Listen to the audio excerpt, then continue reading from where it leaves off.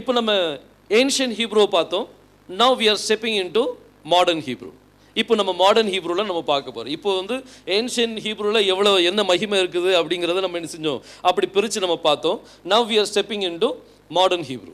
இந்த மாடர்ன் ஹீப்ரூவில் யாதை வந்து யாதுன்னு சொல்ல மாட்டாங்க, அதை யோத் அப்படின்னு சொல்லுவாங்க. என்ன சொல்லுவாங்க? யோத் அப்படின்னு சொல்லுவாங்க. ஏன்ஷியன் ஹீப்ரூவில் அதை என்ன சொல்லுவாங்க? யாத். யாதுன்னா இன்னைக்கும் கைன்னு தான் சொல்லுவாங்க. கைக்கு என்ன சொல்லுவாங்க? யாதுன்னு தான் சொல்லுவாங்க. ஆனால் இன்னைக்கு வந்து மாடர்ன் ஹீப்ரூவில் அதை உச்சரிக்கும் போது யோத் அப்படின்னு சொல்லி உச்சரிப்பாங்க. இதை எழுதும்போது பாருங்கள், நல்லா கவனிங்க, இப்போ எழுதாதீங்க. இது எழுதும்போது இந்த மாதிரி ஒரு சின்ன ஒரு சைன், அதாவது உங்களுடைய ஹெல்மெட்டை நீங்கள் சைடு ஃபேஸில் நீங்கள் பார்த்தீங்கன்னா எப்படி இருக்கும், அதை மாரி வரையணும். இருக்கிறதுலே எல்லாத்த விட சிறிய அல்ஃபபெட் எது அப்படின்னா இந்த யோது தான். எல்லாத்த விட ஒரு சிறிய அல்ஃபபெட், எல்லாத்த விட சிறிய அல்ஃபபெட். இப்போ உங்கள் நோட் புக்கில் வந்து இப்படி கோடு இருக்குது. இது யோது எழுதும் போது நீங்கள் இப்படி எழுதுவீங்க, கீழே டச் ஆகாது, இது மேலே என்ன செய்யும், இருக்கும். ஸோ இந்த அல்ஃபபெட் வந்து இது யோது. யோதுனா என்னது? அது கை தான். யோதுனா என்னது? கை. ஆனால் ஹீப்ரூ ஜனங்கள் இப்பவும் கைக்கு என்ன சொல்லுவாங்க? யாதுன்னு தான் சொல்லுவாங்க, யோதுன்னு சொல்ல மாட்டாங்க. வேறு அல்ஃபபெட்டிக்கலி வரும்போது அது என்ன சொல்லுவாங்க? யோது அப்படின்னு சொல்லுவாங்க. நெக்ஸ்ட் வந்து ஹே. ஹே வந்து அதுக்கு மீனிங் என்னது? பிகோட், அதாவது பார் அப்படிங்கிற அர்த்தம். இதை எழுதும்போது இப்படி ஒரு கோடு போட்டு இந்த இடத்துல கேப் இருக்கணும். இந்த கேப் வந்துட்டா இது என்ன சொல்லுவாங்க? ஹே. இது என்ன சொல்லுவாங்க? ஹே.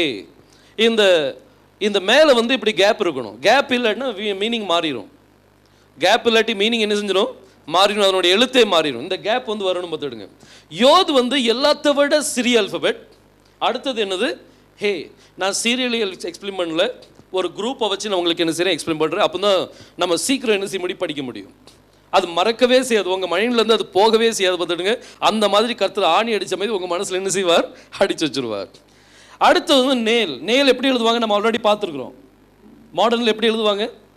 Walking stick. Correct, walking stick மாதிரி எழுதணும். வாக்கிங் ஸ்டிக் மாதிரி. அடுத்தது அகெயின் ஹே. ஹே எப்படி எழுதணும்? இந்த மாதிரி போட்டு இந்த இடத்துல கேப் வந்துடும். கேப் வந்துட்டு அப்படின்னா அது என்ன சொல்லுவாங்க? ஹே அப்படின்னு சொல்லுவாங்க.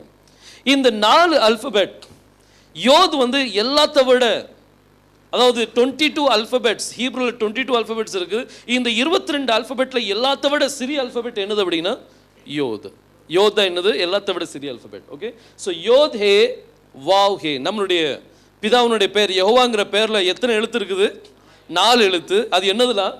யோத் ஹே வாவ் ஹே. யோத் ஹே வாவ். எல்லாரும் சேர்ந்து சொல்லுவோமா? யோத் ஹே வாவ் ஹே. Very good. சரி.